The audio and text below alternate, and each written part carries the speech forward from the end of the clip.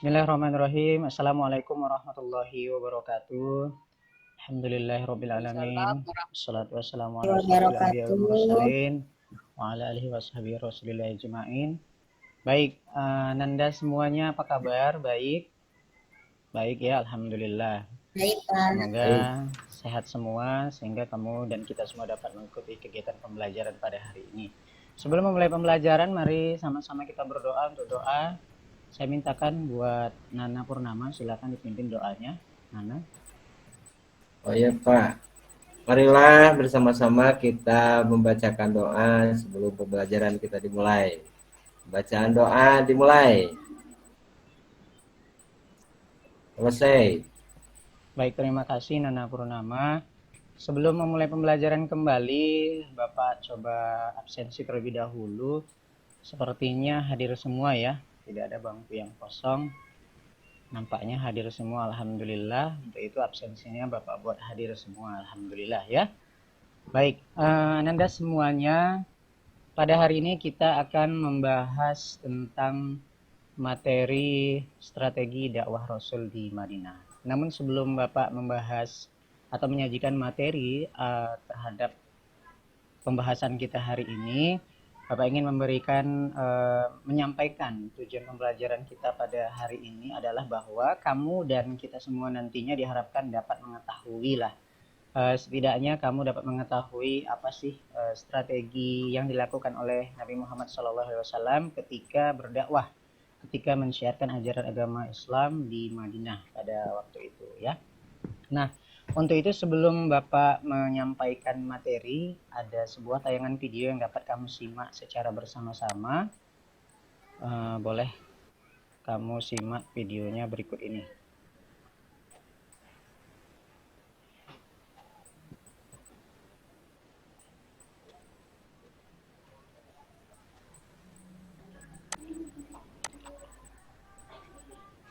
Baik, sembari videonya segera berputar, Bapak mau tanya terlebih dahulu nih kepada Anda semuanya, bahwasanya beberapa waktu lalu kita membahas tentang substansi dakwah Rasul di Madinah.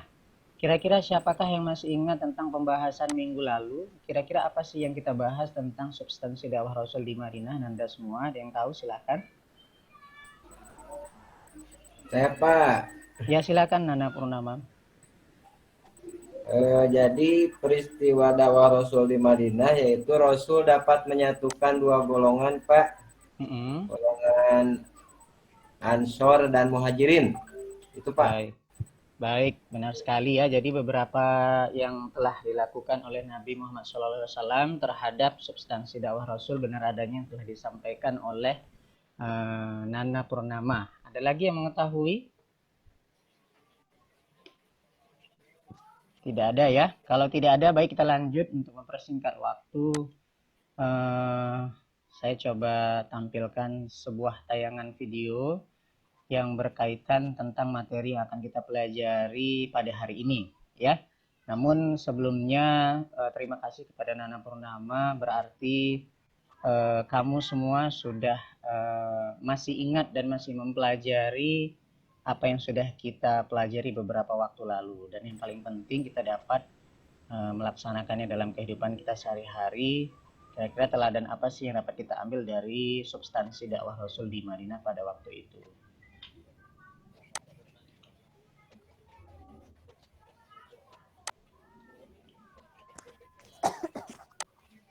Dan saya sedang dulu ya.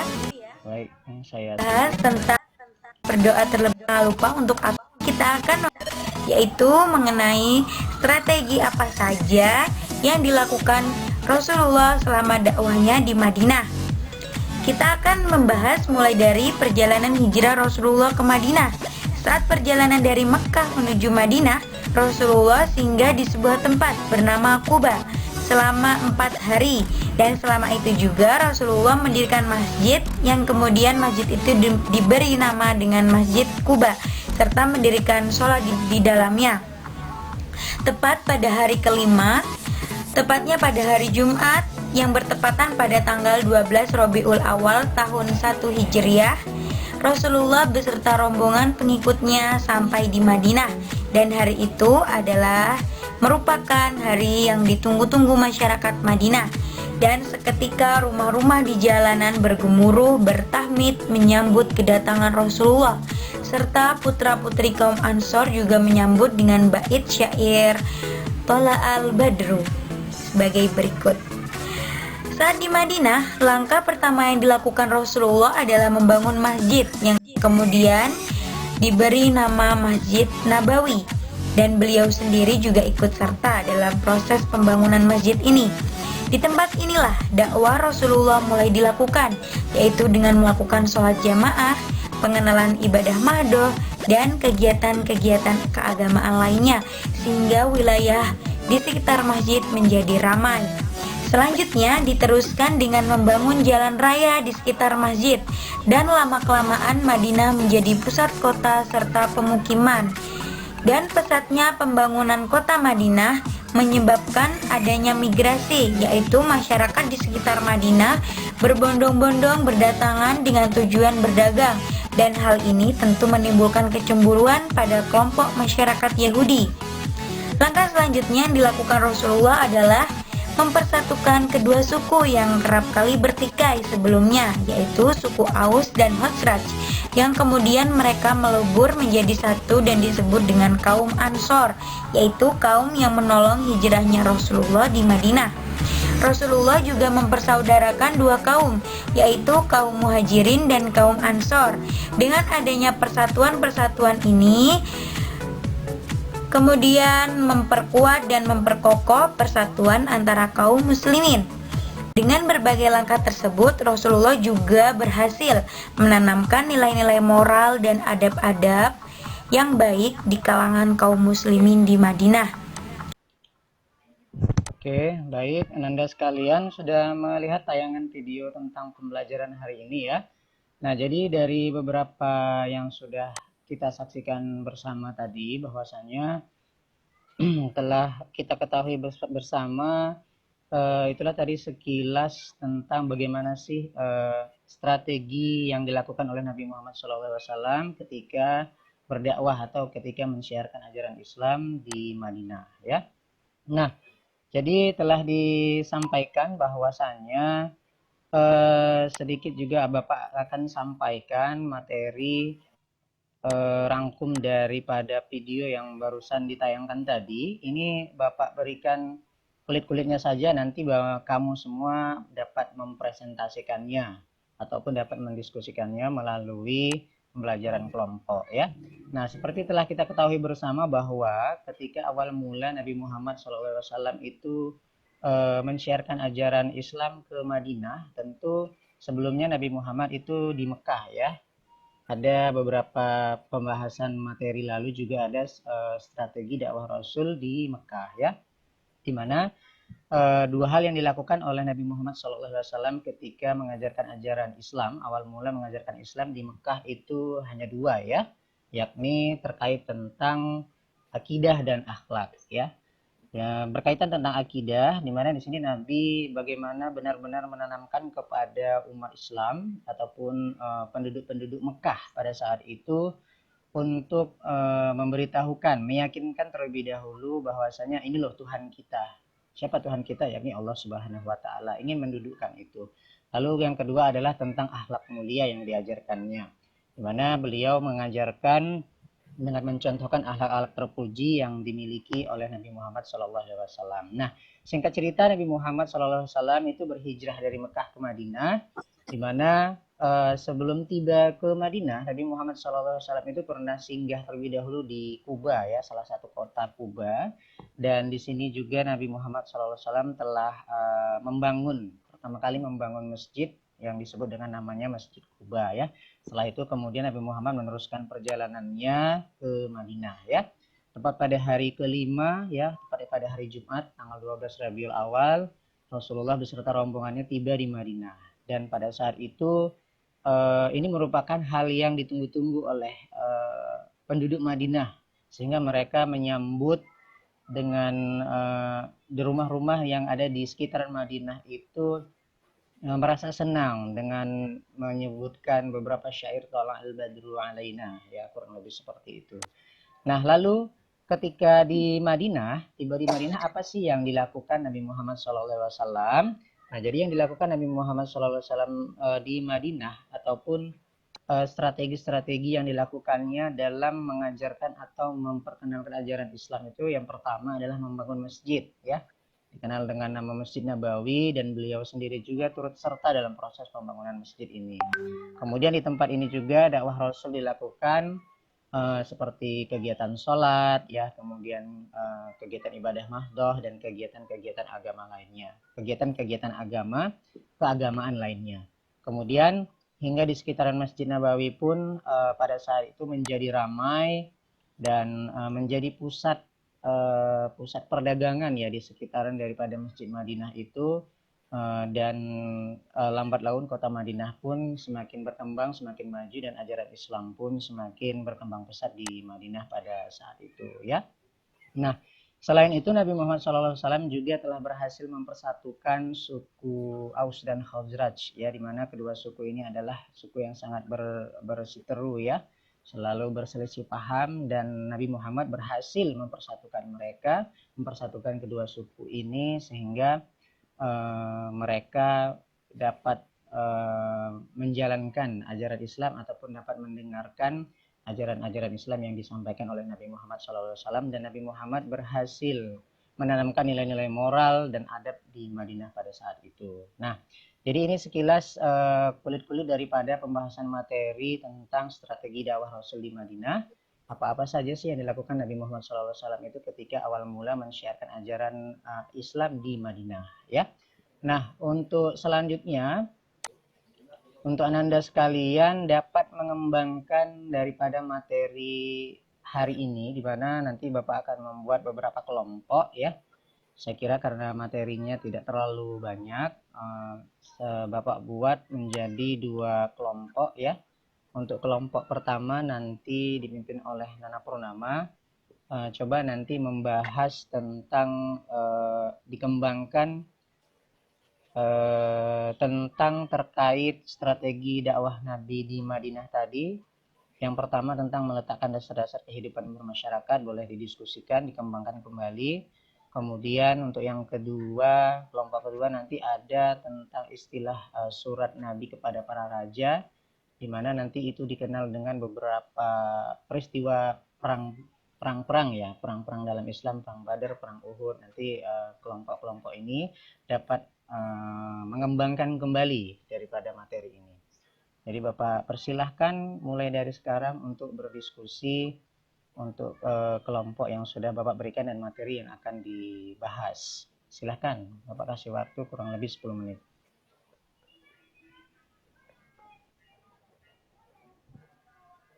Baik, sudah selesai, ya. Kiranya untuk kelompok 1 dari Nana Purnama dan kawan-kawan dapat mempresentasikan atau menyajikan ataupun mengembangkanlah terkait materi yang telah kita bahas pada hari ini. Silakan Nana Purnama.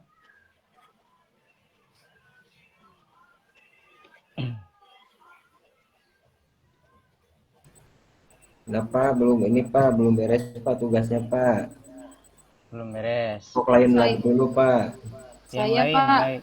Boleh, silakan. Kelompok 2 Pak. Silakan Solika. Ya. Ya, silakan Solika. Di sini saya mencoba menjawab untuk presentasi pertama yang mana meletakkan dasar-dasar kehidupan masyarakat. Nah, apa saja yang dilakukan Nabi di Madinah? Yang pertama, seperti sesuai dengan penjelasan yang di PowerPoint tadi, yang pertama yaitu membangun masjid. Kemudian yang kedua membangun ukhuwah, dan yang ketiga menjalin persahabatan dengan non-muslim. Itulah yang dapat saya presentasikan dari kelompok saya. Terima kasih. Assalamualaikum warahmatullahi wabarakatuh. Baik, terima kasih, sangat bagus sekali Solikoh, ya, benar adanya salah satu daripada strategi yang dilakukan Nabi Muhammad SAW. Mohon izin sholat sebentar Bu, ya, baru pulang Bu. Ya, silahkan Kabarudin, ya. Terkait tentang yang disampaikan oleh Solikoh, benar adanya yang pertama membangun masjid, membangun ukhuwah, dan telah berhasil menjalin persahabatan dan dengan non-muslim, ya. Namun perlu kita ketahui bersama bahwa sebelum tiba di Madinah, perjalanan Nabi Muhammad dari Mekah ke Madinah, Nabi Muhammad itu tidak langsung ke Madinah, ya, dari Mekah ke Madinah. Namun Nabi pernah singgah ke Kuba. Beliau telah membangun salah satu masjid yang namanya Masjid Kuba, dan di Madinah pun Nabi Muhammad juga membangun masjid namanya Masjid Nabawi ya, begitu. Terima kasih Solikah. Yang lain ada dari kelompok Nana Purnama atau teman mewakili temannya, silakan.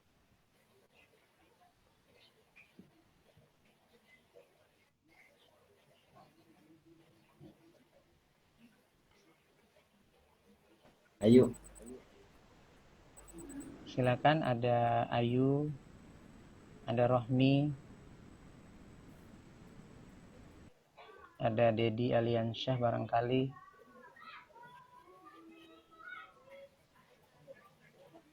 Terkait mengenai pemaparan video ataupun presentasi yang telah saya sajikan tadi deh, boleh ya.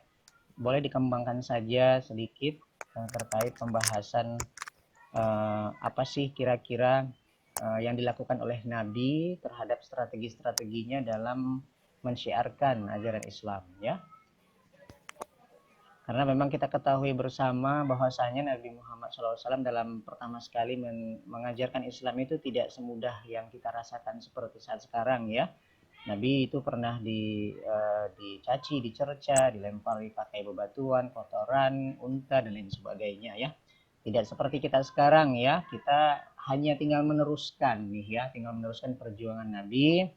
Dan salah satu bentuk rasa cinta kita kepada Nabi atau bentuk memperjuangkan, meneruskan perjuangan Nabi itu ya mencintai beliau. Dengan apa? Dengan memperbanyak berselawat, dengan bertakwa tentunya ya, senantiasa melaksanakan apa yang diperintahkan Allah, apa yang telah disunnahkan beliau, disunnahkan oleh Nabi Muhammad. Kiranya itulah salah satu bentuk rasa wujud kita untuk meneruskan perjuangan Nabi terhadap meneruskan perjuangan Islam ya. Karena kita saat ini memang tidak lagi seperti zaman Nabi ya, kita tidak harus berperang ya, seperti yang terjadi ada perang Badar, perang Uhud, di mana itu kan salah satu bentuk-bentuk perang yang muncul ataupun di mana pada saat itu kan para kafir Quraisy itu kan juga mengatur strategi. Mereka tidak menyukai adanya Nabi itu mensyiarkan ajaran Islam, sehingga Nabi pun juga membuat strategi, membentuk komplotan-komplotan perang ya, seperti perang Badar, perang Uhud. Untuk apa? Untuk mempertahankan ataupun meneruskan perjuangan Islam. Bagaimana Islam itu bisa tersampaikan ke seluruh penjuru dunia ya. Kiranya demikian ya. Bagaimana? Ada tambahan dari kelompok lain atau sudah jelas? Wah, waktunya. Sudah jelas, Pak. Sudah jelas, Pak. Baik. Jelas, Pak. Baik. Baik, kalau sudah jelas. Jadi berikut ini ada LKPD dalam bentuk post-test yang Bapak kirimkan di grup WA ya. Kamu semua boleh mengerjakan. Sudah Bapak kirim, sudah masuk ya. Boleh dikerjakan post-testnya, LKPD-nya Bapak buatkan dalam bentuk post-test. Kiranya kamu dapat mengerjakan. Kalaupun tidak siap hari ini, nanti Bapak akan cek, Bapak akan share kembali nilai yang telah kamu kerjakan. Sekiranya post-test tersebut sebagai umpan balik sudah sejauh mana pemahaman kamu terhadap materi yang kita sampaikan hari ini atau materi yang sudah kita pelajari hari ini. Selebihnya untuk tugas nanti kamu semua dapat membuat peta konsep ya, peta konsep terhadap apa sih strategi yang dilakukan Nabi terhadap menyiarkan ajaran Islam di Madinah pada waktu itu. Sampai di sini barangkali ada pertanyaan Ananda semuanya. Cukup, Pak. Ya, Pak. Cukup, Pak. Baik, kalau sudah cukup, silakan dipelajari kembali materi yang sudah kita pelajari hari ini, dan kamu semua dapat mengerjakan LKPD ataupun tugas yang Bapak kirimkan melalui link ya, dan nanti hasilnya juga akan Bapak kirimkan, dan kamu juga dapat membaca-baca buku kembali untuk materi yang berikutnya. Jika tidak ada pertanyaan untuk hari ini cukup sekian. Jika ada kesilapan Bapak mohon dimaafkan. Semoga mendapatkan keberkahan untuk kita semua hari ini. Demikian, billahi taufik wal hidayah. Sama-sama kita mengucapkan hamdalah Alhamdulillah. Alhamdulillahirrahmanirrahim. Assalamualaikum warahmatullahi wabarakatuh. Waalaikumsalam warahmatullahi wabarakatuh. Terima kasih Bapak. Sama-sama, Dedi.